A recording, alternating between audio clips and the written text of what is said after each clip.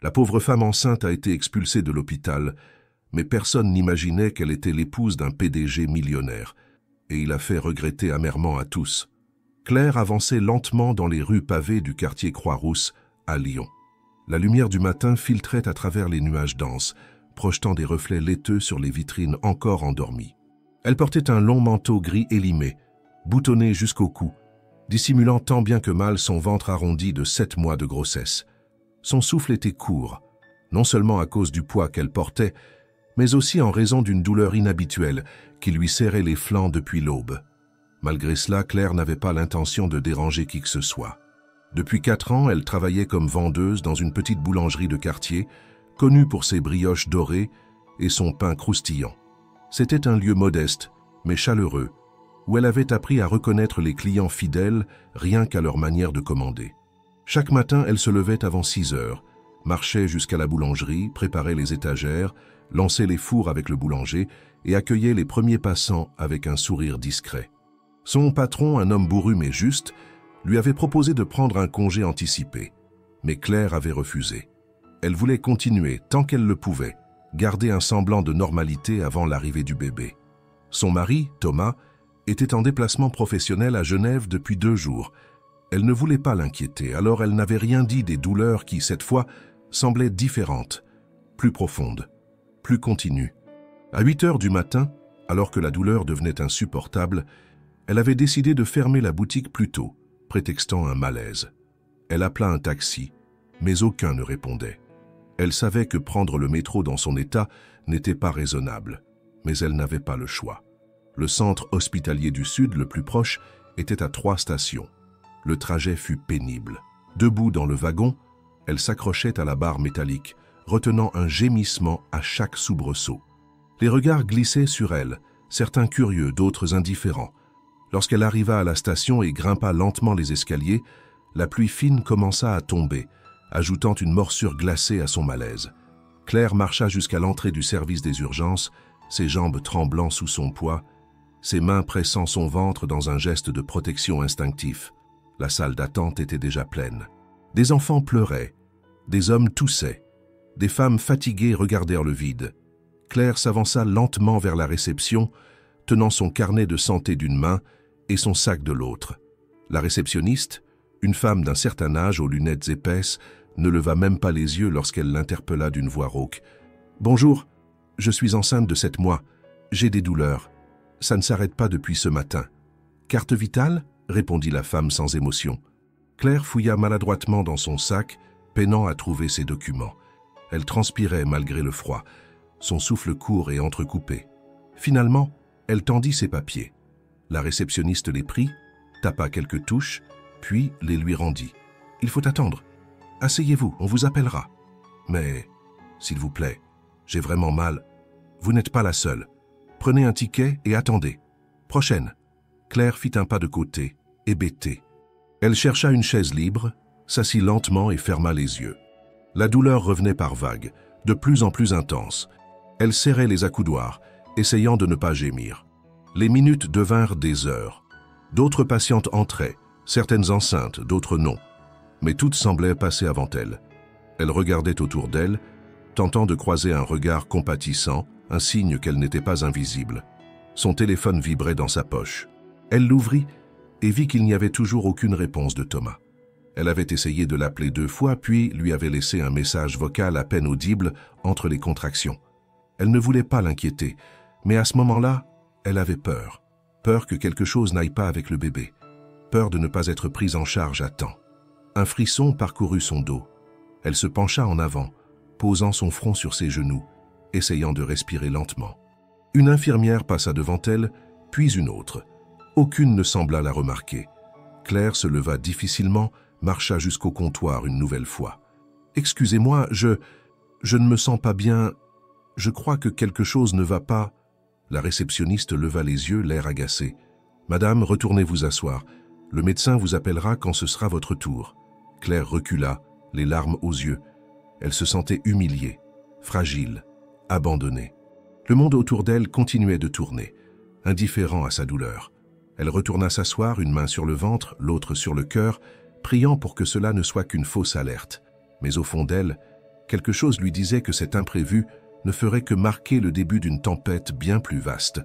Je suis prêt à recevoir votre retour sur cette première partie avant de passer à la suivante. La pendule au mur de la salle d'attente affichait 11h30. Les aiguilles avançaient avec une lenteur cruelle, comme si le temps lui-même se moquait de Claire. Son dos lui faisait mal, ses jambes étaient engourdies et ses mains tremblaient légèrement.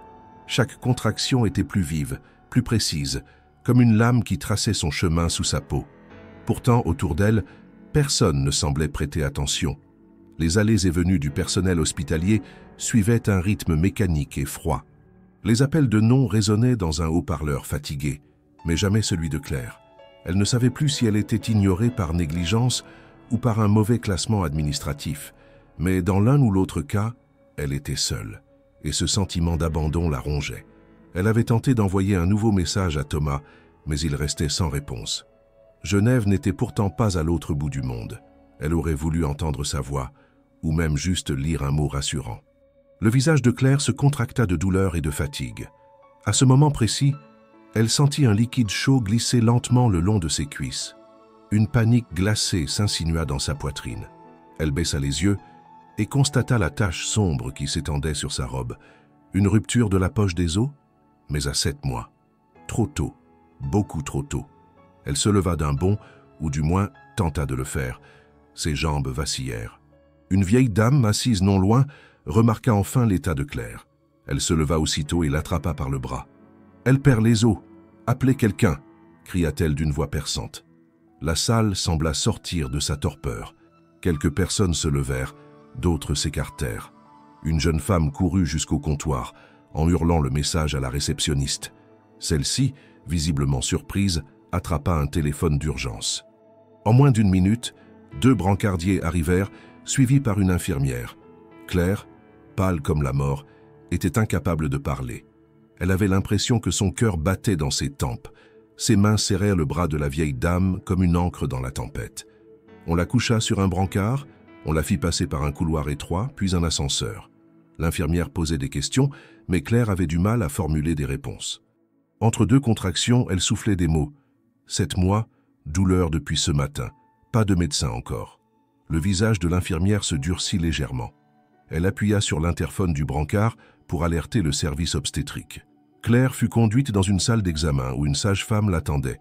On lui ôta ses vêtements trempés, on l'installa sur la table d'auscultation et la lumière blanche l'éblouit. « Je vais examiner le col, madame. »« Détendez-vous autant que possible, » dit la sage-femme avec douceur. Claire ferma les yeux. La douleur était si intense qu'elle s'échappait de son propre corps. Elle n'entendait plus les voix, seulement un bourdonnement sourd. Puis, une voix ferme la ramena. « Elle est dilatée à 8, c'est trop avancé, le bébé arrive.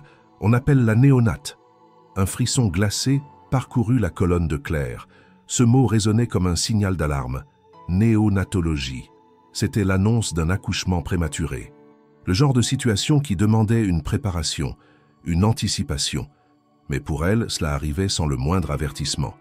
En quelques instants, la pièce se remplit de personnel médical. Une obstétricienne arriva en courant, elle enfila des gants, donna des ordres, tout s'accéléra. On installa des capteurs, un moniteur cardiaque. Le cœur du bébé battait rapidement, mais de manière stable. On tenta de ralentir les contractions par une perfusion, mais il était déjà trop tard. Le travail était irréversible. Claire regardait le plafond, ses larmes coulaient sans bruit. Elle n'avait pas imaginé cela. Elle pensait avoir encore 2 mois pour se préparer, pour ranger la chambre, pour choisir le prénom, pour que Thomas rentre. Là, maintenant, elle était seule avec sa peur, avec la douleur, avec le temps qui s'écoulait comme un sablier brisé. La sage-femme lui parlait à voix basse, l'encourageait à respirer, à se concentrer. Les contractions étaient continues, douloureuses, insupportables. Elle avait l'impression que son corps allait se fendre en 2, mais elle n'avait pas le choix. Elle devait puiser dans ses dernières forces. Elle cria, elle pleura. Elle serra les draps entre ses doigts, tremblants. Chaque poussée arrachait un morceau d'elle-même. Et soudain, à 12h57, le cri d'un nouveau-né perça l'air saturé de tension. Un cri aigu, bref, suivi du silence. Un des pédiatres prit le bébé, l'enveloppa dans une couverture chauffante et sortit de la pièce rapidement. Claire ne vit qu'un bref aperçu de ce petit corps frêle, aux mouvements incertains. Elle tendit la main, mais personne ne répondit à son geste. L'obstétricienne s'approcha d'elle, le regard sérieux. « Il est vivant, mais il a besoin de soins intensifs. On l'a transféré en néonate. On vous tiendra informé dès que possible. » Claire voulut demander si c'était un garçon ou une fille, mais sa gorge était sèche, ses lèvres engourdies. Elle ferma les yeux. Le monde entier lui semblait soudain trop silencieux. Le bébé, son bébé, était parti sans elle. Elle ne savait pas s'il allait bien, si elle allait pouvoir le tenir bientôt, s'il respirait seul, s'il était fort. Tout ce qu'elle savait, c'est qu'il était là, quelque part dans une autre aile de l'hôpital, seul aussi. Une infirmière lui caressa doucement la main. « Vous avez été très courageuse, Claire. Reposez-vous maintenant. » Mais le repos ne venait pas, seulement la peur, la fatigue et une sensation de vide si grande qu'elle en avait le vertige. Lorsque Claire ouvrit de nouveau les yeux, la lumière avait changé. Le soleil de l'après-midi projetait des ombres longues à travers les stores de la chambre, découpant des bandes pâles sur le mur face à elle. L'air était chargé d'odeurs antiseptiques et tout était silencieux, à l'exception du bip régulier d'un moniteur quelque part dans la pièce. Elle était allongée dans un lit d'hôpital, un tube relié à son bras, des draps blancs parfaitement tirés sous elle. Sa gorge était sèche, son ventre vide, ses jambes encore engourdies. Elle tourna lentement la tête et vit une infirmière assise près de la fenêtre, en train de taper sur une tablette. « Bonjour, vous êtes réveillée. »« Je vais appeler le médecin, » dit l'infirmière d'une voix douce. Claire essaya de parler, mais aucun son ne sortit. Elle leva simplement la main et pointa son ventre. Le regard de l'infirmière se voila un instant, puis elle hocha la tête. « Votre bébé a été transféré au service de néonatologie juste après l'accouchement. Il est en soins intensifs. Un pédiatre passera bientôt pour vous donner plus d'informations. » Claire ferma les yeux, un souffle tremblant s'échappant de ses lèvres. Elle avait espéré entendre autre chose. Des mots comme stable, sain, hors de danger. Mais rien de tout cela ne venait. Seulement une promesse vide. Quelqu'un viendrait plus tard. Elle attendit sans bouger, écoutant les bruits sourds du couloir derrière la porte. Des pas rapides, des voix à peine audibles, le froissement de blouse. Chaque son l'éloignait un peu plus de son propre corps. 1 heure plus tard, la porte s'ouvrit doucement. Un homme entra, la cinquantaine, en blouse blanche, avec un badge indiquant « Dr Martin, néonatologie ». Il s'approcha du lit avec un sourire qui se voulait réconfortant, mais son regard trahissait une fatigue profonde. « Bonjour Claire, je suis désolé de ne pas être venu plus tôt. Vous avez accouché d'un petit garçon. Il pèse 1,5 kg, ce qui est assez faible, mais il respire par lui-même avec une assistance. Pour le moment, il est dans une couveuse, sous surveillance constante. Il a reçu une injection de corticoïdes pour aider au développement de ses poumons. Son état est critique, mais stable. » Claire se redressa légèrement, le cœur battant. Un garçon. C'était donc un fils. Elle aurait voulu demander si elle pouvait le voir, le toucher, lui parler. Mais elle n'osait pas interrompre. Elle écoutait, absorbant chaque mot comme si sa vie en dépendait. « Les prochaines 48 heures seront décisives », poursuivit le médecin. « Il peut y avoir des complications. Infection, hémorragie intracrânienne ou difficultés respiratoires. Mais il est fort. Il a pleuré à la naissance, ce qui est toujours un bon signe. » Claire serra le drap entre ses doigts. « Je peux aller le voir. Pas tout de suite. Vous devez encore vous reposer. Mais si tout va bien, dans quelques heures, on pourra vous y emmener en fauteuil. Pour l'instant, concentrez-vous sur votre récupération. » Il lui laissa une brochure sur les soins néonataux et quitta la chambre. Claire resta là, les yeux fixés sur le mur. Elle avait un fils. Il vivait. Et pourtant, elle ne le sentait pas. Son ventre, si plein de vie quelques heures plus tôt, était maintenant vide. Son esprit se perdait entre la joie et l'angoisse. Que serait sa vie si ce petit être venait à ne pas survivre? Et si, au contraire, il vivait, mais avec des séquelles? Elle n'avait pas eu le temps de lui dire bonjour, encore moins de lui choisir un prénom. Elle repensa à la valise qu'elle avait préparée chez elle, il y a 2 semaines, juste au cas où. Elle y avait mis quelques vêtements, un doudou, un carnet pour noter les premières impressions. Rien n'avait été prévu pour une naissance prématurée. Tout était trop petit, trop léger. Elle se sentait démunie, comme si on l'avait arrachée à sa réalité et projetée dans un monde parallèle, froid et technique, où l'amour ne suffisait pas pour sauver une vie. 3 heures plus tard, une aide-soignante vint la chercher. Elle l'installa dans un fauteuil roulant, la couvrit d'un plaid et la poussa doucement dans les couloirs. Claire ne parla pas. Elle regardait droit devant elle, les mâchoires serrées. Chaque porte qu'elle croisait avait un nom, un numéro, une fonction. La maternité semblait si vaste, et pourtant, elle se sentait enfermée dans une cage invisible. Elles arrivèrent devant une porte vitrée sur laquelle était inscrit « Service de néonatologie, accès réglementé ». L'aide-soignante sonna, donna son nom, et on leur ouvrit. À l'intérieur, l'ambiance changea immédiatement. Le silence était plus dense, coupé seulement par les alarmes légères des machines. Une lumière douce baignait la pièce. Claire aperçut des couveuses alignées, chacune contenant un bébé minuscule, branché à des capteurs entourés de tubes, de câbles, de lumière. Elle fut conduite près d'une couveuse située au fond de la pièce.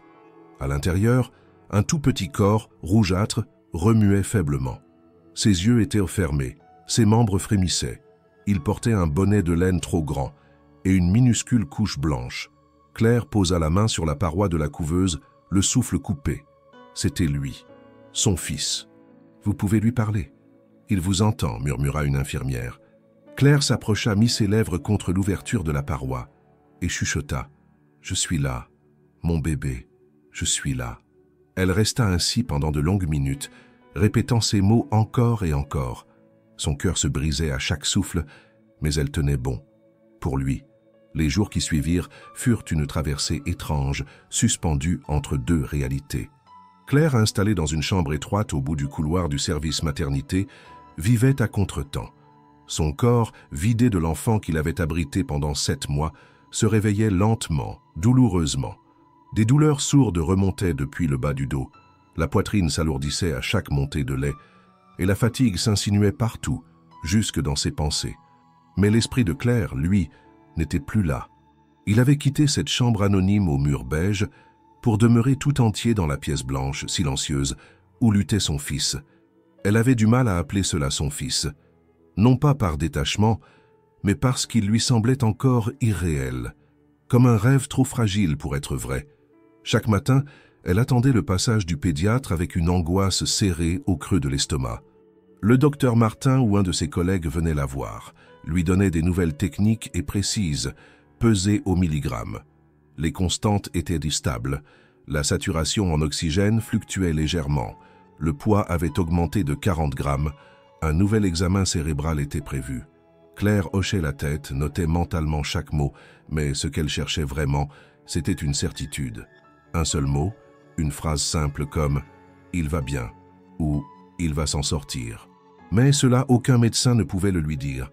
Quand elle n'était pas dans sa chambre, elle était auprès de la couveuse. Elle y restait des heures, les yeux fixés sur le petit corps intubé. Parfois, elle lui parlait à voix basse. D'autres fois, elle se contentait de lui chanter un air qu'elle fredonnait enceinte, comme une litanie protectrice. Les infirmières lui montraient comment placer ses mains en peau à peau, comment le toucher sans le brusquer, comment observer les signes de stress. Elle apprenait une nouvelle langue, celle du silence, des battements cardiaques, des chiffres verts sur les écrans. Chaque variation, chaque clignement d'alarme, chaque soupir du bébé était un événement. Elle avait finalement choisi un prénom, Louis. Il lui avait semblé évident, comme s'il l'avait toujours su.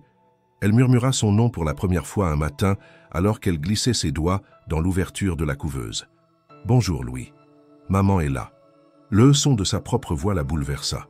Ce mot « maman » résonna en elle avec une puissance inattendue. Elle l'avait attendu, ce moment, imaginé 1000 fois dans la quiétude de son appartement, entouré des petits vêtements déjà lavés, des livres pour bébé, des jouets en bois. Mais ici, dans ce décor de néon froid, de plastique stérile, de machines qui respiraient à la place de son fils, ce mot prenait un sens nouveau. Il n'était plus une promesse, mais une lutte. Être mère dans cette chambre signifiait rester forte quand tout s'écroulait autour, signifiait sourire même quand le cœur tremblait de peur, signifiait aimer au-delà de l'incertitude. Elle ne savait pas combien de temps elle passerait encore à l'hôpital. On lui avait proposé un hébergement temporaire au sein de la maternité, dans une petite chambre réservée aux mères de prématurés. Elle l'avait accepté sans réfléchir. Quitter Louis lui semblait impossible. Elle n'imaginait pas rentrer chez elle, dormir seule, alors que son fils luttait pour survivre. Le soir, elle se couchait dans le lit étroit, parfois sans même se changer, les yeux fixés au plafond. Elle rêvait de bruits de machines, de respirateurs, d'alarmes. Elle se réveillait en sursaut, persuadée que quelque chose était arrivé. Et chaque matin, elle courait jusqu'à la néonate, le cœur battant. Elle s'était liée doucement aux autres mères du service. Dans la petite salle d'attente attenante, elles partageaient leur silence plus souvent que leurs mots. Elles se comprenaient d'un regard, d'un soupir. Il y avait Sophie, dont la fille était née à 26 semaines. Émilie, qui tirait son lait toutes les 3 heures, sans savoir si son bébé pourrait un jour le boire. Claire apprenait à connaître cette communauté silencieuse, faite de courage discret et de résilience muette. Elle ne parlait pas beaucoup, car chaque mot risquait de faire éclater la digue des larmes. Mais elles étaient là, ensemble, dans ce couloir des incertitudes. Un soir, alors que Claire s'apprêtait à quitter la salle de soins, l'infirmière de garde l'arrêta doucement. « Il a ouvert les yeux aujourd'hui, quelques secondes. C'est bon signe. » Claire sentit son cœur s'accélérer. Elle retourna sur ses pas, s'approcha de la couveuse et vit les paupières minuscules de Louis bouger légèrement. Un battement, puis un regard, si bref, si flou, mais un regard. Elle mit ses mains contre la paroi et murmura « Tu es là, tu me vois, moi aussi je suis là ». Elle ne dormit presque pas cette nuit-là. Les images se bousculaient dans sa tête. Elle revoyait les yeux de Louis, cette étincelle de vie, cette minuscule ouverture sur le monde. Ce regard effacé par la fatigue, mais chargé de tout ce qu'il partageait déjà. Pour la première fois depuis l'accouchement, elle se permit un sourire, léger, fragile, mais réel. Le 5e jour après la naissance de Louis, Claire sortit de sa chambre à l'aube, sans prendre le temps de boire ni de se laver. Elle traversa le couloir presque vide de la maternité avec une hâte muette, les yeux rouges d'une nuit sans sommeil. Son cœur battait fort, pas à cause de la fatigue, mais d'un appel qu'elle n'avait pas osé passer. Depuis l'accouchement, elle n'avait toujours pas parlé à Thomas. Elle lui avait laissé plusieurs messages, courts, tremblants, à peine compréhensibles entre 2 contractions, puis entre 2 sanglots. Elle avait attendu un signe de lui, un appel, un mot, un retour. Rien n'était venu. En entrant dans le service de néonatologie, elle salua brièvement l'infirmière de garde. On la laissa passer sans un mot. Elle connaissait désormais les gestes par cœur, désinfection des mains, blouse, couvre-chaussures. Elle s'approcha de la couveuse de Louis. Il dormait, immobile, les paupières closes, le visage si petit qu'on aurait pu le couvrir d'une seule paume. Elle posa sa main contre la paroi, comme chaque matin, et resta ainsi, silencieuse, les yeux rivés sur lui. Ce matin-là, elle ressentait un vide particulier, un creux étrange, comme si une partie d'elle-même était restée en suspens. Elle comprit qu'il ne s'agissait pas seulement de l'absence de Thomas, mais de l'absence de toute réaction, de toute présence. Cela devenait insupportable. Elle avait besoin de l'entendre, de comprendre. Pourquoi n'était-il pas encore revenu? Pourquoi ne répondait-il pas? Ce silence devenait plus lourd que les bips des machines, plus douloureux que la solitude des couloirs. À midi, elle se décida enfin. Elle sortit son téléphone de son sac, vérifia une fois encore si elle n'avait pas manqué un appel. Toujours rien. Elle appuya sur son nom. Le téléphone sonna. 1 fois, 2 fois, 4. Puis une voix enregistrée répondit, mécanique et froide. « Le numéro que vous avez composé n'est pas disponible pour le moment. Veuillez laisser un message après le bip. » Claire raccrocha avant même d'entendre le signal. Elle inspira profondément, puis composa de nouveau. Encore la messagerie. Elle se leva, sortit de la pièce de soins et s'éloigna dans un couloir isolé. Elle appuya son dos contre le mur carrelé, ferma les yeux et laissa échapper un soupir long et tremblant.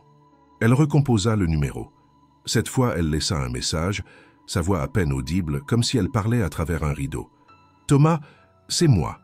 Notre fils est né. C'est un garçon. Il s'appelle Louis.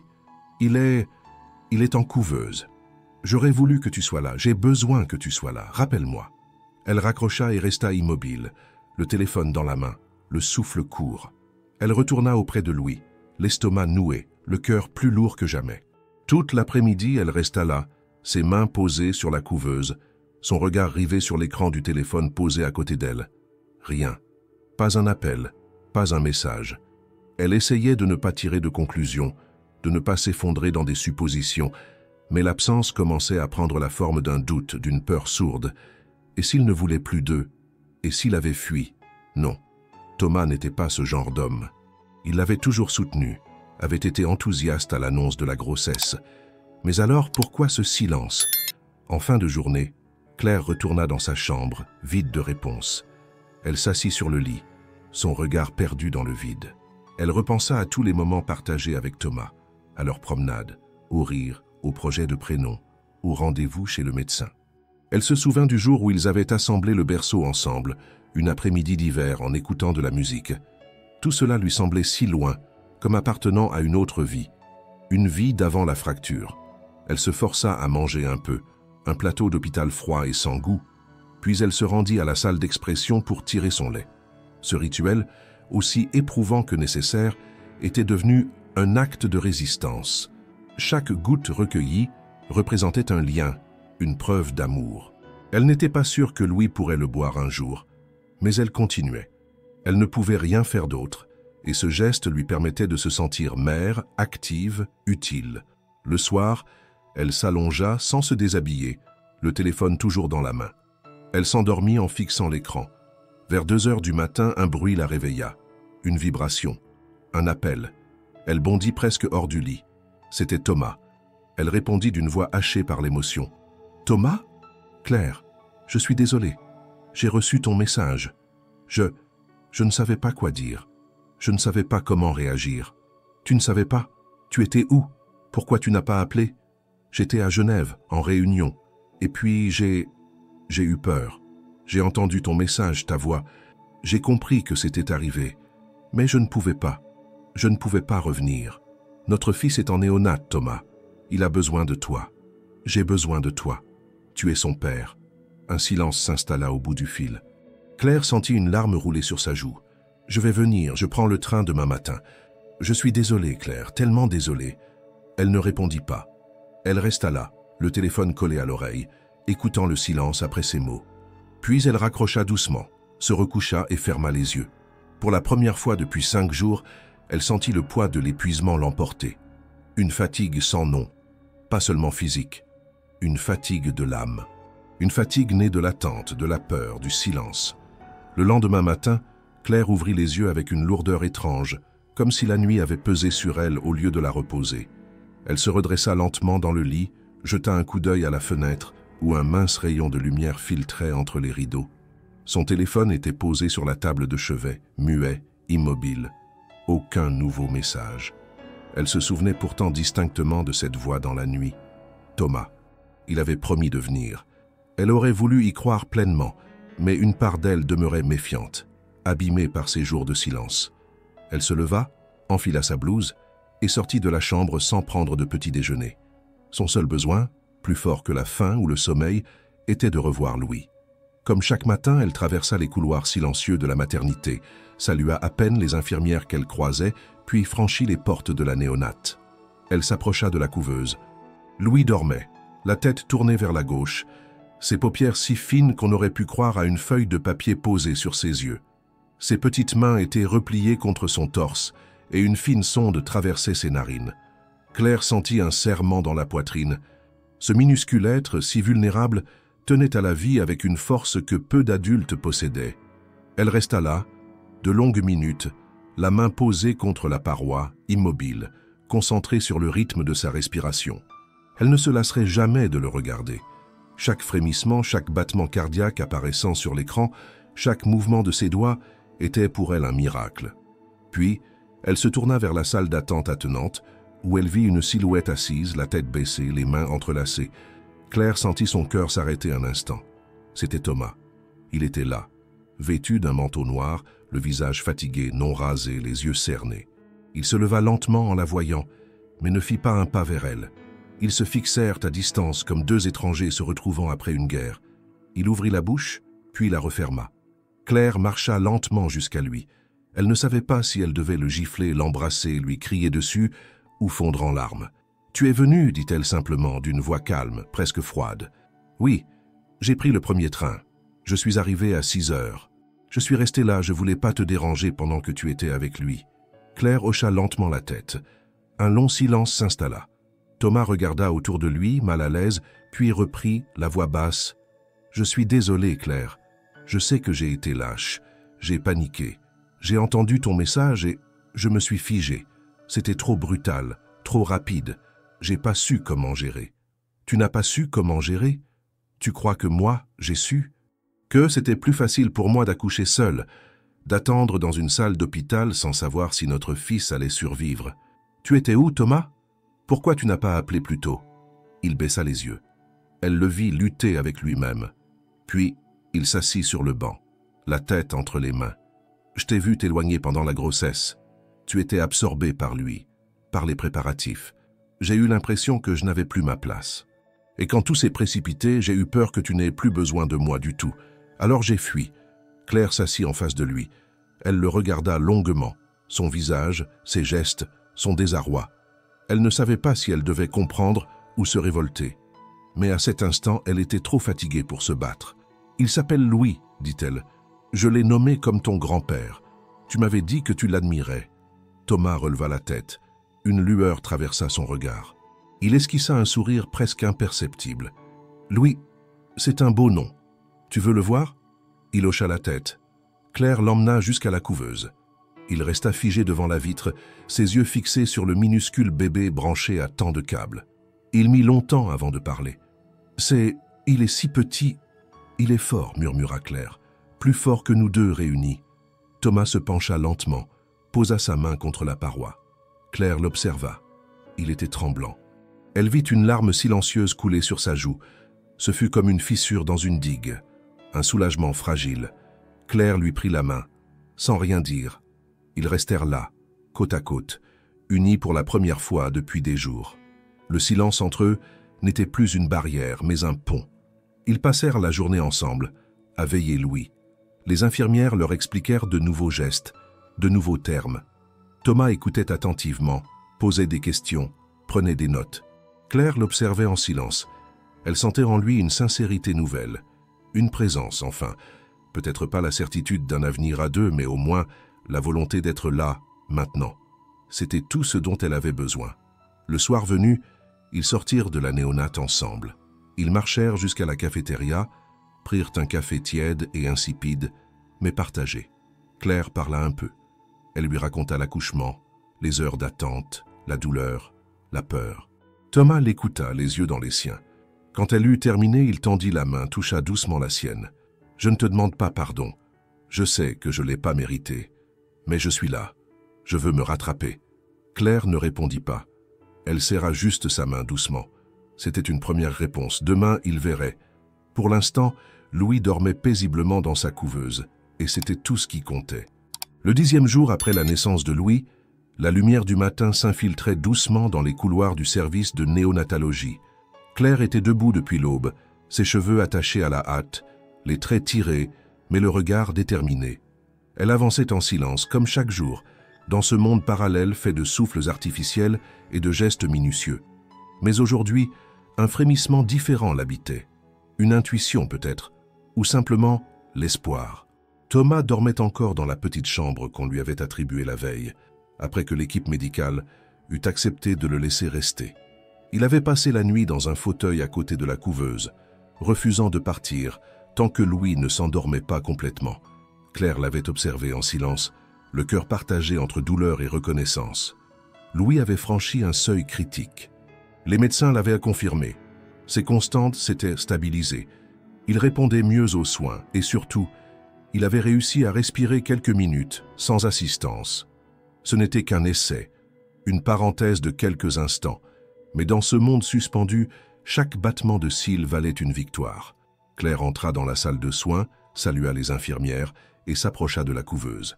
Louis ouvrait à peine les yeux. Une ligne d'oxygène passait encore sous son petit nez, mais les tubes les plus envahissants avaient été retirés. Il bougeait faiblement, mais davantage qu'avant. Claire sentit son souffle se couper. Il était là, vivant, présent. Elle s'assit à côté de lui, posa ses mains dans les gants intégrés à la couveuse et effleura délicatement son ventre. Sa peau était fine, presque translucide, marquée par les piqûres, mais elle rayonnait d'une chaleur incroyable. Claire murmura des mots simples, doux, les mêmes qu'elle répétait depuis le début. « Bonjour mon amour, c'est maman. Tu es tellement courageux. » Un léger mouvement de ses petits doigts lui répondit. Elle sourit. Une infirmière s'approcha d'elle avec un sourire sincère. « On pense pouvoir faire un premier essai en peau à peau aujourd'hui, si vous êtes d'accord. » Claire sentit une vague d'émotion monter en elle. Elle acquiesça vivement, incapable de parler. L'infirmière lui expliqua les étapes, les précautions, le temps limité. Claire se leva, se lava les mains avec application, enfila une blouse propre, puis s'installa dans un fauteuil spécial.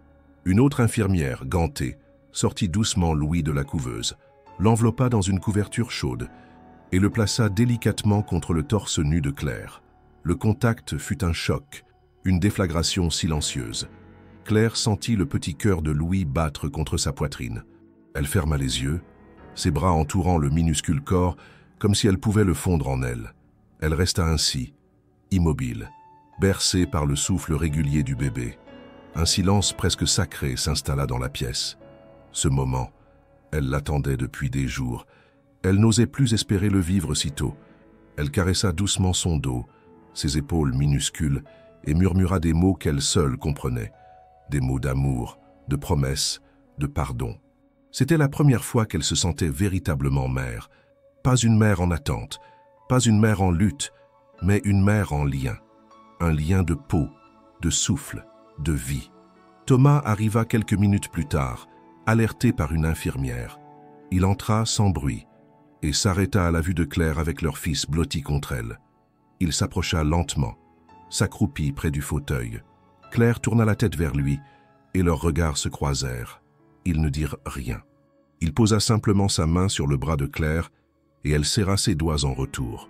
Ensemble, ils formaient un cercle, un fragile cercle de chaleur autour de Louis. Les heures passèrent. Louis fut remis dans sa couveuse après une trentaine de minutes, enveloppé à nouveau avec une vigilance redoublée. Mais il avait bien supporté l'échange. Sa température n'avait pas chuté, sa respiration restait stable. Pour Claire et Thomas, c'était plus qu'un progrès médical, c'était une renaissance. Ils passèrent la journée à ses côtés, partageant les tâches, les silences, les inquiétudes. Dans l'après-midi, une puéricultrice leur proposa de commencer à noter leurs observations dans un petit carnet fourni par l'unité. Claire écrivit la première phrase, tremblante. « Aujourd'hui, Louis a respiré sur moi, c'était notre premier câlin. » Thomas ajouta en dessous, « Je l'ai vu dormir contre sa mère. Et pour la première fois, j'ai compris ce que ça voulait dire d'être père. » Les mots, griffonnés maladroitement, semblaient soudain plus précieux que n'importe quel livre. Ils reflétaient un changement, un mouvement vers l'avant. Le soir, avant de quitter la salle de soins, Claire embrassa doucement la vitre de la couveuse. Thomas resta un peu en retrait, regardant Louis avec une intensité silencieuse. Puis ils regagnèrent leur chambre côte à côte, le pas lent mais apaisé. Assis sur le lit, ils parlèrent doucement. Pas de dispute, pas de reproches. Ils évoquèrent des souvenirs, de petites anecdotes, des rêves brisés et des projets qu'ils n'osaient plus formuler à haute voix. Claire finit par poser sa tête sur l'épaule de Thomas. Il passa un bras autour d'elle, comme un geste ancien qu'il retrouvait peu à peu. Le silence s'installa entre eux, mais ce n'était plus celui de la peur ni de l'absence. C'était celui de la reconstruction. Lentement, ils reprenèrent forme. Demain, Louis aurait une nouvelle série d'examens. Peut-être d'autres essais en peau à peau. Peut-être même un premier test pour téter. Rien n'était assuré, rien n'était gagné. Mais ce soir-là, ils avaient un souffle commun, une respiration à trois. Le matin du 15e jour, le réveil de Claire fut différent. Le son du chariot de soins roulant dans le couloir, les pas pressés des infirmières, les voix étouffées derrière les portes, tout semblait un peu plus lointain, comme si elle émergeait d'un long songe. Elle ouvrit les yeux lentement et vit que Thomas dormait encore sur le fauteuil, la tête inclinée, les bras croisés. Une couverture légère couvrait ses jambes, et son visage, encore marqué par les jours de tension, avait une expression calme. Claire l'observa un instant. Elle ne l'avait jamais vu dormir ici sans sursaut, sans froncer les sourcils, comme s'il acceptait enfin la réalité, comme s'il avait intégré leur quotidien dans cette chambre d'hôpital. Elle se leva sans bruit, enfila son gilet et sortit discrètement. Elle connaissait le chemin par cœur. Chaque carrelage, chaque lampe aux néons tremblotantes, chaque affiche sur les murs faisait désormais partie de son univers. Elle entra dans la salle de néonatologie avec la même angoisse sourde que tous les matins. Louise était là, dans sa couveuse, ses bras légèrement écartés, sa bouche entr'ouverte, respirant avec un masque à oxygène plus léger qu'auparavant. Son teint avait changé. Il n'était plus si rouge, mais devenait peu à peu rose pâle, presque doré par la lumière. Ses mouvements étaient plus affirmés. Ses yeux s'ouvraient plus souvent. Il ne s'agissait plus seulement de survie. Il commençait à vivre. Une infirmière s'approcha et salua Claire avec douceur. Elle lui tendit un carnet de suivi. On va commencer l'évaluation des réflexes de succion aujourd'hui. On va voir s'il peut coordonner respiration et déglutition. C'est encore très tôt, mais certains prématurés y arrivent. Claire sentit une excitation nerveuse l'envahir. Elle avait attendu ce moment avec impatience. Nourrir son fils, même par un biais aussi technique, représentait pour elle un pas gigantesque vers la normalité. Jusqu'à présent, son lait était conservé, stocké, mesuré, analysé. Aujourd'hui, pour la première fois, il allait peut-être franchir les lèvres de Louis. Elle se lava les mains longuement, puis s'installa sur le fauteuil dédié à l'allaitement assisté. Un coussin spécial sur les genoux, le cœur battant. L'infirmière prit Louis avec une précaution extrême, l'enroula dans une couverture, vérifia les constantes, puis le posa délicatement contre elle. Elle plaça une petite sonde à côté de sa bouche pour enregistrer les mouvements de succion et guida Claire sur la manière d'approcher le mamelon. Louis bougea faiblement. Il ouvrit la bouche. Puis rien. Il tourna la tête. Puis de nouveau un effort, une tentative, un minuscule mouvement. Claire retenait son souffle. Après quelques secondes, il commença à faire un geste de succion. Faible, irrégulier, mais réel. L'infirmière sourit. C'est un bon début. Il reconnaît l'odeur, le contact. Ce n'est pas encore assez fort pour un transfert de lait, mais il comprend. C'est le premier signal. Claire avait les larmes aux yeux. Ce n'était pas l'allaitement dont elle avait rêvé. Pas de fauteuil moelleux, pas de musique douce, pas de moments intimes à la maison. Mais c'était bien plus puissant. C'était un acte de survie, un lien retrouvé, une promesse de jours meilleurs. Elle resta ainsi une dizaine de minutes, puis l'infirmière reprit Louis, le replaça dans sa couveuse, le connecta de nouveau au capteur. Claire, encore émue, resta à observer les données, les chiffres familiers. Thomas entra peu après, les cheveux en bataille, encore ensommeillé. « Tu as commencé sans moi, dit-il, d'un ton à la fois amusé et désolé. Je voulais te laisser dormir, tu avais l'air d'en avoir besoin. » Il s'approcha de la couveuse, sourit à leur fils, puis déposa un baiser sur le front de Claire. « On va y arriver, murmura-t-il. » La journée se déroula avec un rythme nouveau. Les soins devenaient plus variés, moins exclusivement médicaux. On proposait à Claire et Thomas d'intervenir davantage. L'échange, les massages sensoriels, les moments de portage. Chaque geste devenait un apprentissage. Claire se sentait à la fois mère et élève. Chaque manipulation était expliquée, corrigée, encadrée. Mais dans ce cadre strict, elle découvrait une liberté inattendue, celle d'agir, de participer, de prendre place dans la vie de Louis. En fin d'après-midi, une psychologue du service vint à leur rencontre. Une femme douce, à la voix posée, qui proposa un entretien. Claire hésita. Elle avait jusque-là refusé toute aide, par fierté ou par peur d'ouvrir une brèche. Mais elle accepta. Thomas aussi. Ils s'installèrent dans une petite salle à part, décorée avec des dessins d'enfants et des coussins colorés. La psychologue les écouta parler sans interrompre. Elle notait parfois, mais surtout elle observait. Claire parla de l'accouchement, de la solitude, du silence de Thomas, lui évoqua sa fuite, sa honte, son retour difficile. Ils se parlaient presque plus à travers elle qu'entre eux. Et pourtant, au fil des mots, quelque chose se dénouait.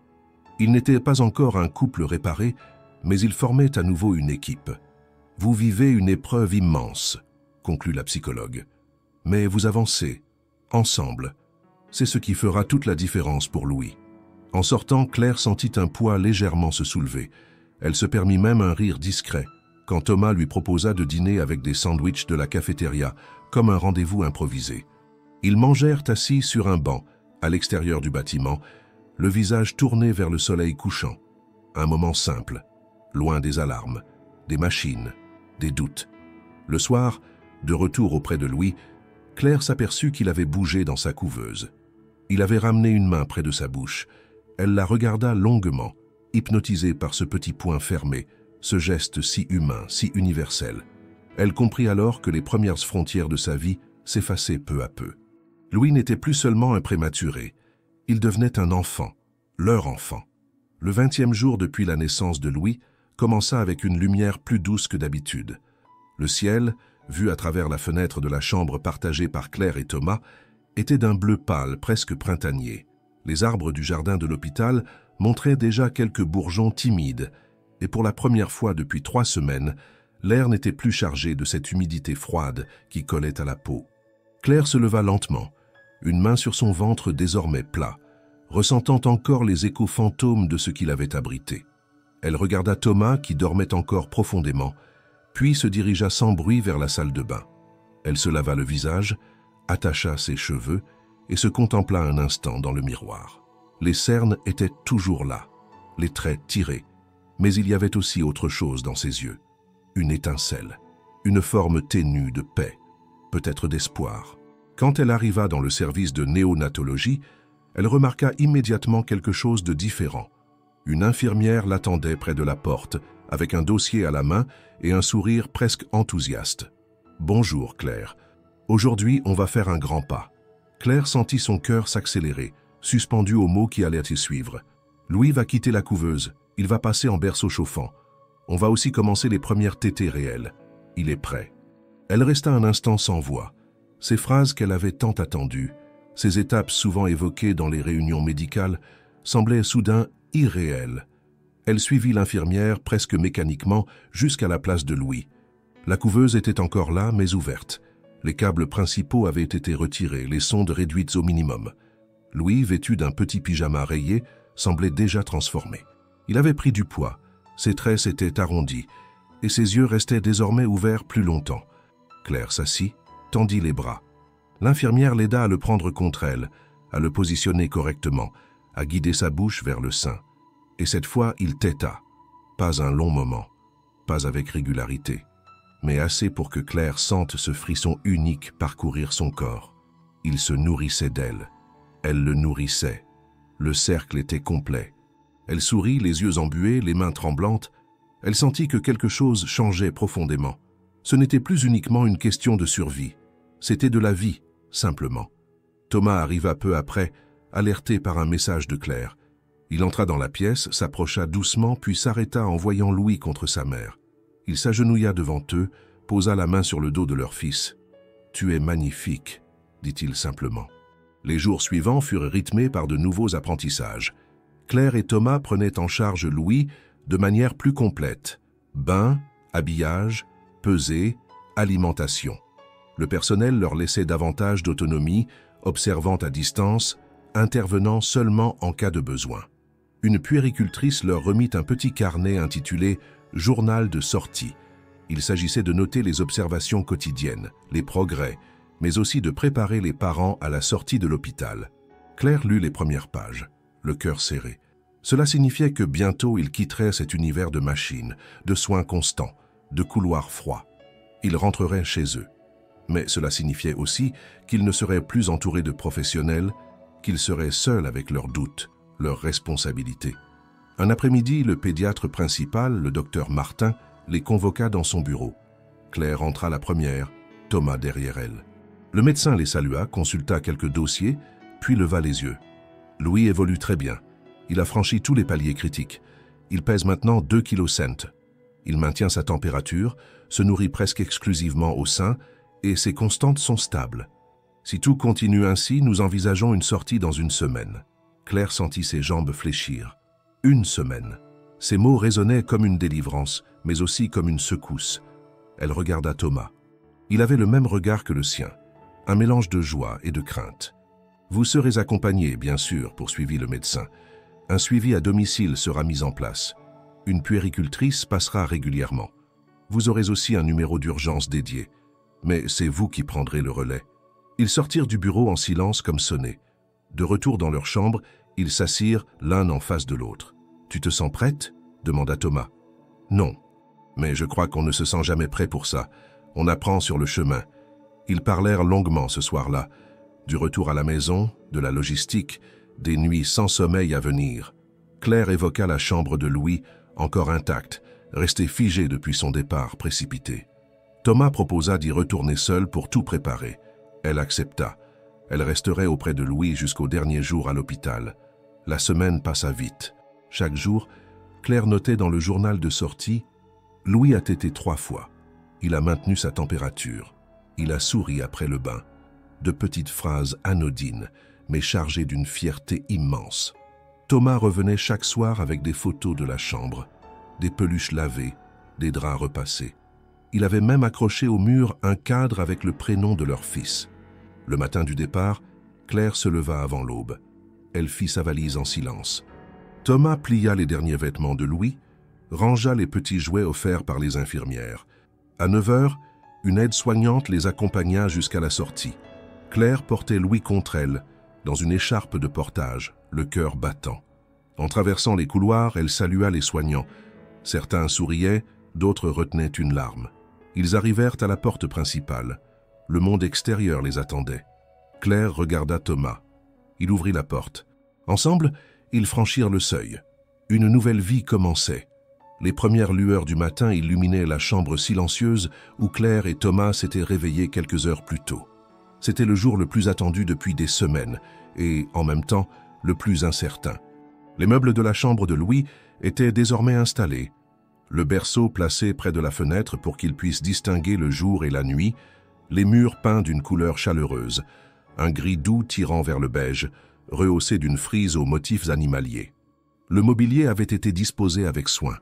Une table à langer, une commode remplie de vêtements trop petits pour contenir déjà tant d'espoir, un fauteuil confortable pour les moments de peau à peau, et même une petite bibliothèque avec quelques albums d'images où le nom de Louis était déjà calligraphié. Thomas vérifia une dernière fois le contenu du sac infirmier de sortie.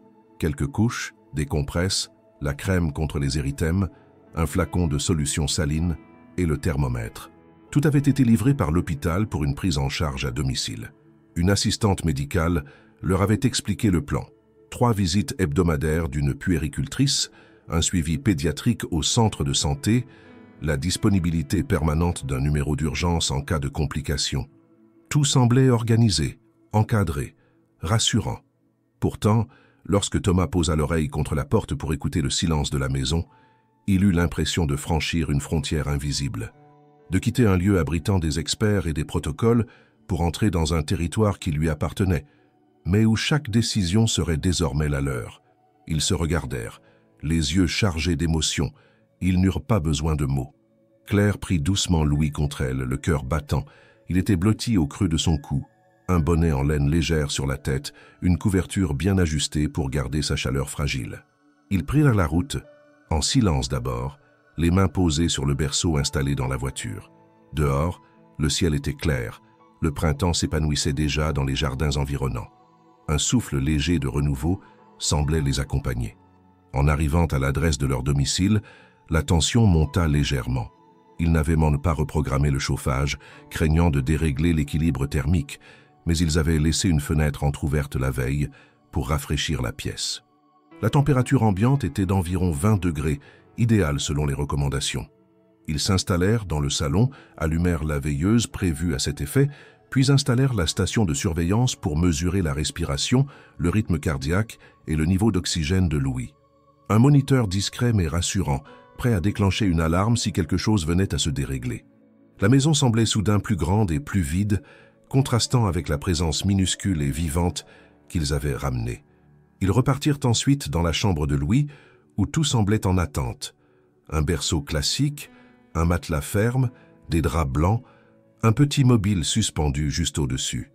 Ils placèrent l'écharpe de portage sur le fauteuil, déposèrent un petit cadre avec la photo du premier jour et rangèrent les jouets. Chaque geste était une attention, un acte d'amour silencieux. Comme si, en aménageant cette pièce, ils pouvaient repenser leur rôle de parents, redéfinir les règles d'un foyer où leur fils avait déjà souffert, déjà lutté, déjà gagné. La première tétée à domicile eut lieu un après-midi dans ce fauteuil. Claire positionna simplement Louis contre elle, sans assistance. Elle avait retrouvé le rythme, le geste, le contact. Il téta quelques minutes, reprit son souffle, puis s'endormit. Thomas, assis en face, le regardait, le cœur vibrant. Il finit par attraper un carnet et un stylo pour noter la date, l'heure, la durée et la quantité approximative. Un rituel qu'il conserverait comme un lien entre les jours d'hôpital et ceux à venir. Plus tard, Thomas alla chercher des croissants dans la boulangerie voisine. Les premiers pains du matin, tièdes encore, symbolisèrent d'une certaine manière le premier repas partagé en famille. Ils rirent doucement en commentant leur simplicité. Une pause bienvenue, presque absurde dans le contexte mais si précieuse. Ils étaient juste, elle, lui et leur fils, à domicile, sans respirateur, sans perfusion, sans blouse blanche. La fin de journée fut rythmée par la première sortie à trois. Une petite balade dans le parc à proximité. Sous un ciel doux, les branches des cerisiers étaient couvertes de fleurs roses. Thomas poussa la poussette, Claire marcha à côté. Ils saluèrent les voisins, respirèrent l'air frais. Louis dormait paisiblement, emmitouflé. Le monde était vaste, étrange, mais il avait échappé au couloir aseptisé. Il s'arrêtait pour regarder un canard, pour pointer un oiseau au loin. C'était un monde nouveau, un monde à découvrir, un monde qu'ils apprenaient à accueillir doucement. À leur retour, ils trouvèrent un mot glissé à leur porte. Une carte de félicitations de la part de l'équipe médicale, avec une photo bichrome de quelques membres du personnel signée « Avec toute notre admiration pour votre courage et notre joie de vous voir enfin réunis ». Claire lissa doucement la carte avec ses doigts, puis la posa sur la commode. La première preuve que même si leur chemin avait été brisé, il était possible de reconstruire, main dans la main, cœur contre cœur. Le soir, couchés dans le lit mis dans la chambre attenante à celle de Louis, ils écoutaient le moniteur. Ils s'endormirent, main dans la main, le souffle lent et apaisé.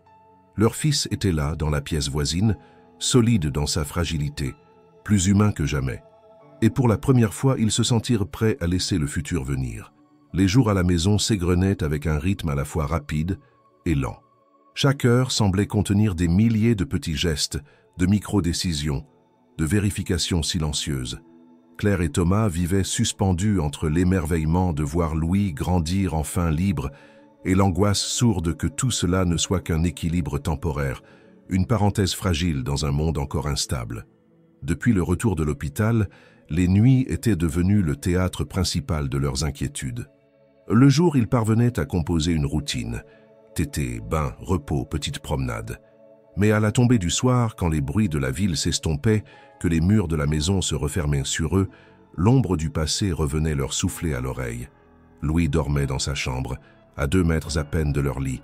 Un babyphone ultra sensible relayait le moindre de ses mouvements, le plus faible de ses souffles. Mais malgré cela, Claire se levait plusieurs fois par nuit.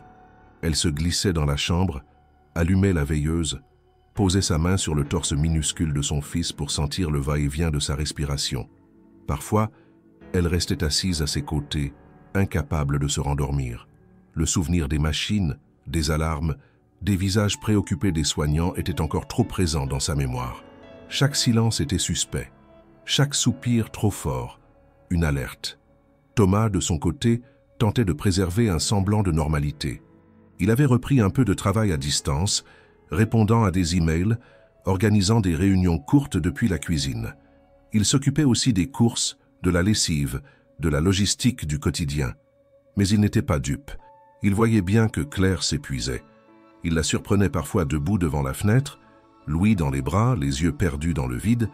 Elle ne parlait pas beaucoup, mais son silence en disait long. Une nuit en particulier resta gravée dans leur mémoire. Vers 3 heures du matin, Louis se mit à pleurer de manière inhabituelle. Pas un cri aigu ou un simple gémissement. Un pleur continu, tendu, presque douloureux. Claire bondit hors du lit, suivie de Thomas. Elle le prit dans ses bras, tenta de le calmer, de le bercer. Mais rien n'y faisait. Il avait les poings fermés, le visage crispé, et ses pleurs se faisaient de plus en plus secs, hachés. Thomas attrapa le thermomètre.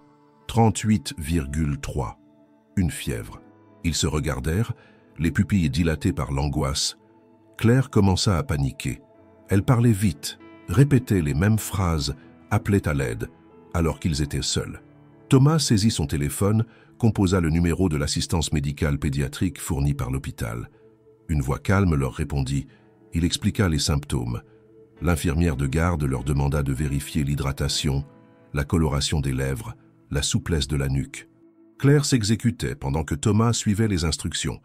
Puis, après un long échange, la voix à l'autre bout conclut. Cela peut être une fièvre passagère, peut-être une réaction à un vaccin ou un simple rhume. Surveillez-le de très près. Si la température monte encore ou s'il devient amorphe, venez immédiatement. Ils passèrent le reste de la nuit assis tous les deux, Louis entre eux, enveloppé dans une couverture légère. Claire lui posait des compresses d'eau fraîche sur le front. Thomas comptait les minutes. À 5 heures du matin, la température avait baissé à 37,8. Les pleurs s'étaient calmés et Louis s'était endormi, épuisé. Claire, elle, restait éveillée, fixant son fils comme si elle pouvait le maintenir en vie par la seule force de son regard. Ce fut cette nuit-là que Thomas comprit que Claire ne s'en sortirait pas seule, que l'après-hôpital nécessitait plus que de l'amour. Il fallait du soutien, de l'accompagnement. Une main tendue, non pas de la part d'un médecin, mais d'un proche, d'un parent, d'un ami.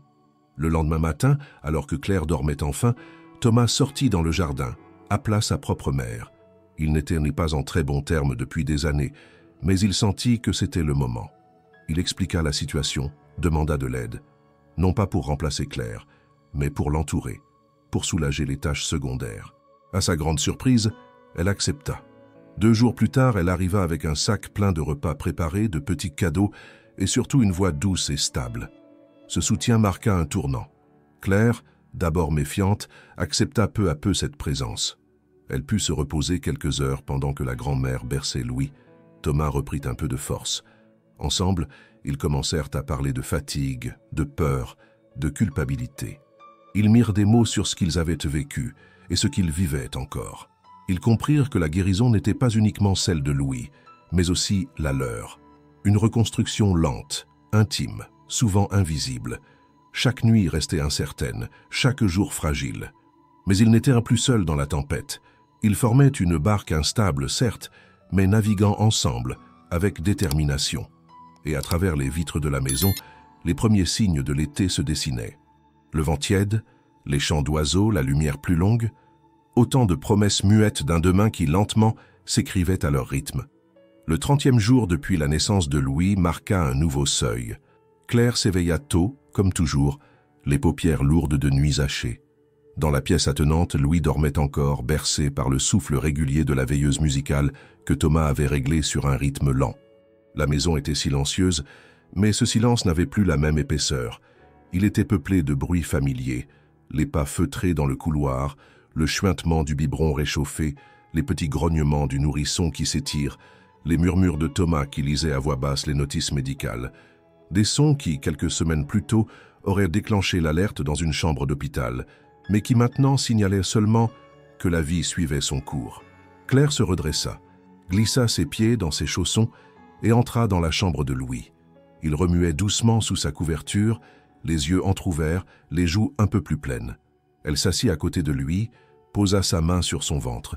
Il tourna la tête, et elle crut percevoir un infime sourire, un de ces mouvements involontaires que les pédiatres appellent réflexes, mais que les mères appellent réponse. La journée à venir était particulière. Ils avaient rendez-vous à la clinique pour une évaluation complète. Le premier suivi médical hors du cadre hospitalier. Un événement à la fois banal et crucial. C'était une formalité, disaient les médecins, mais pour Claire et Thomas, c'était une épreuve. Ils avaient dû tout préparer avec minutie. Les documents, le carnet de santé, les relevés de température, la liste des tétés et des quantités de lait. Claire avait même noté les heures de sommeil de Louis, ses pleurs, ses réactions à certains sons, une documentation plus précise que n'importe quel rapport clinique. Le trajet jusqu'à la clinique fut silencieux. Louis dormait dans son siège auto, emmitouflé dans une combinaison beige. Claire le regardait sans cesse dans le rétroviseur, tandis que Thomas conduisait avec une concentration excessive, évitant les moindres secousses. La clinique se trouvait à moins de 20 minutes, mais le trajet leur sembla interminable. Une fois sur place, ils furent accueillis par une pédiatre au sourire doux qui les invita à s'installer dans une salle aux murs décorés de dessins d'enfants. L'ambiance se voulait rassurante, presque ludique, mais pour Claire, chaque seconde rappelait le stress des premiers jours. La pédiatre commença l'examen. Elle mesura la taille de Louis, son poids, la circonférence de son crâne. Elle testa les réflexes, la tonicité musculaire, les réactions aux stimuli sonores et lumineux. Louis réagissait bien, même s'il restait légèrement en dessous des courbes standards.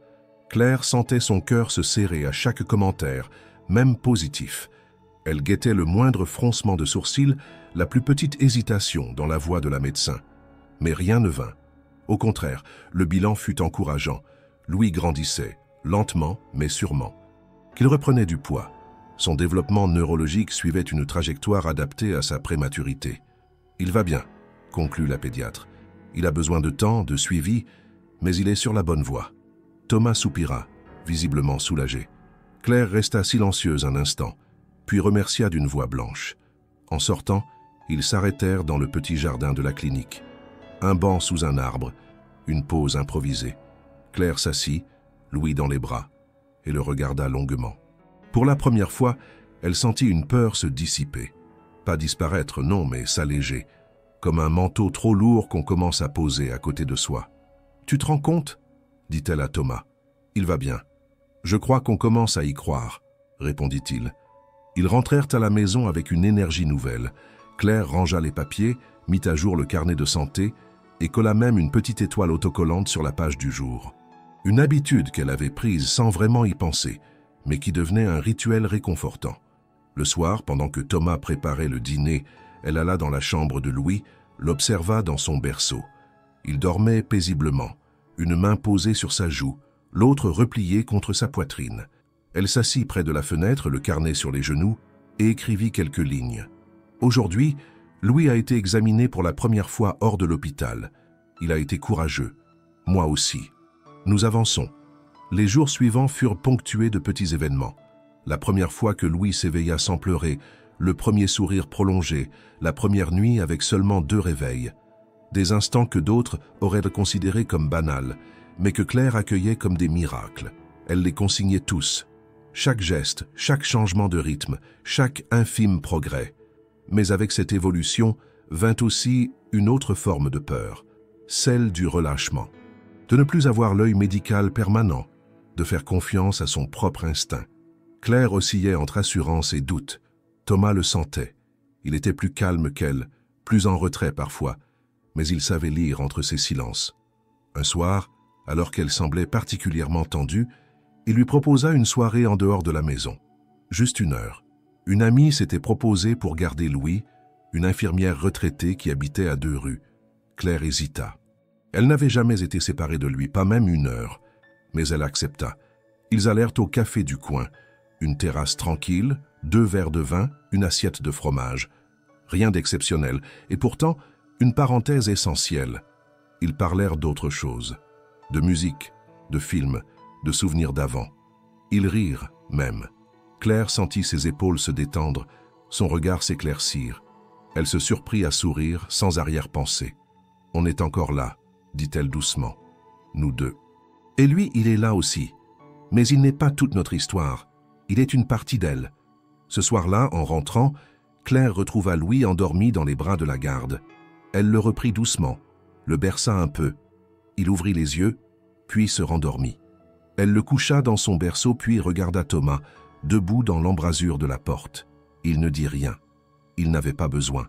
Ils savaient, tous les deux, que ses premiers pas hors de l'hôpital, hors de la peur, étaient les plus durs. Mais ils les faisaient ensemble.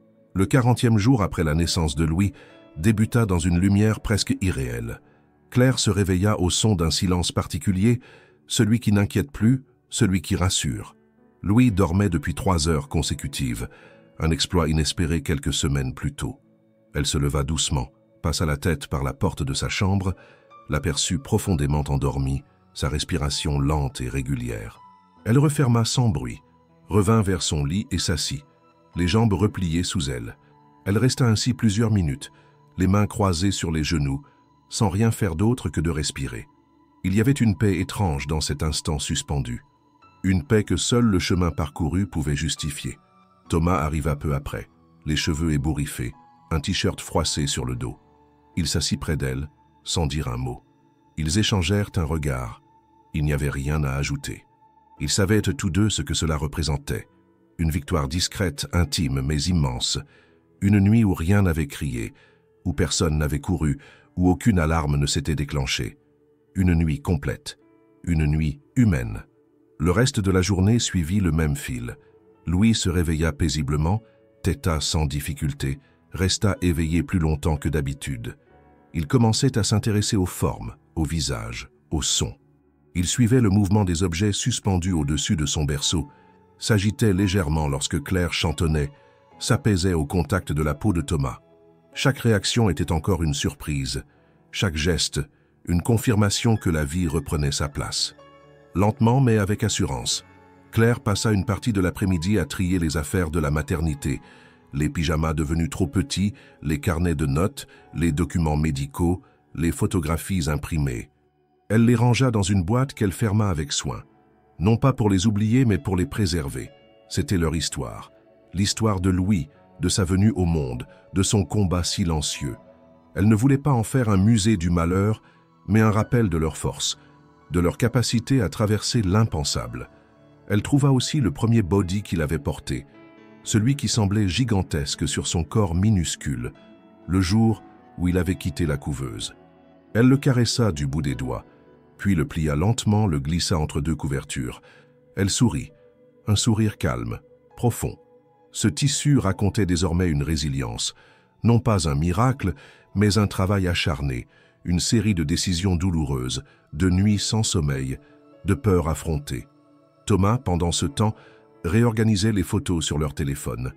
Il avait pris l'habitude de capturer les petits moments, un bâillement, un regard, une grimace. Ce n'étaient pas des images de cartes postales, mais des fragments de vérité. Il créa un album spécial qu'il intitula simplement « Louis, les premiers jours ». En les regardant défiler, il fut frappé par l'évolution. Ce n'était pas seulement le visage de leur fils qui changeait, c'était aussi le leur, des traits tendus vers la fin apaisée, une trajectoire perceptible. Ils ne revenaient pas de loin, ils étaient revenus, ensemble. Le soir, après avoir couché Louis, ils restèrent debout devant la fenêtre, la lumière du crépuscule dessinant des ombres longues sur le parquet. Dehors, le vent agitait doucement les feuilles, les oiseaux s'étaient tus. Claire posa sa tête contre l'épaule de Thomas. « Tu te souviens du premier jour à l'hôpital » demanda-t-elle à mi-voix. « Je me souviens du silence dans la salle d'attente et de toi, assise, seule, invisible. Je ne t'en ai jamais voulu, tu sais. Je sais. Mais je me le suis toujours reproché, jusqu'à ce que tu me laisses revenir. » Ils ne parlèrent plus pendant un moment. Il n'y avait pas besoin. Ils avaient appris à vivre dans le silence, à reconnaître les gestes, les regards, les respirations. Louis était le fil conducteur de cette nouvelle langue entre eux. Une langue faite d'acceptation, de patience, d'écoute. Claire savait que rien ne serait parfait, qu'il y aurait encore des nuits difficiles, des rendez-vous médicaux stressants, des moments de doute. Mais elle savait aussi désormais que rien ne les effraierait comme avant. Elle se détourna de la fenêtre, alla vérifier une dernière fois le moniteur. Tout allait bien. Louis dormait profondément, les mains ouvertes, le souffle tranquille. Elle éteignit la veilleuse, referma la porte. En revenant dans la chambre, elle trouva Thomas assis sur le lit, le carnet de notes en main, celui dans lequel ils avaient consigné chaque tétée, chaque température, chaque progrès. « Il reste une page, dit-il. Tu veux écrire la dernière ?» Claire prit le stylo, s'assit près de lui, ouvrit le carnet. Elle réfléchit un instant, puis écrivit d'une main posée « 40 jours après ton arrivée, tu dors paisiblement à la maison. Tu as grandi, tu as souri, tu as respiré seul. Tu nous as appris la force, la patience et l'amour. Ce n'est pas la fin de notre histoire. C'est le début de notre vie ensemble. Merci d'avoir choisi de rester avec nous. » Elle referma le carnet. Thomas le rangea dans le tiroir de la table de chevet. Ils s'allongèrent, côte à côte, les mains jointes, le regard tourné vers le plafond.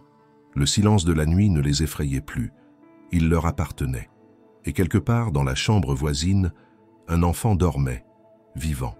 Chaque souffle de Louis écrivait une ligne nouvelle. Non pas une histoire exceptionnelle, mais une histoire vraie. Une histoire d'amour, de perte, de retrouvailles. Une histoire humaine.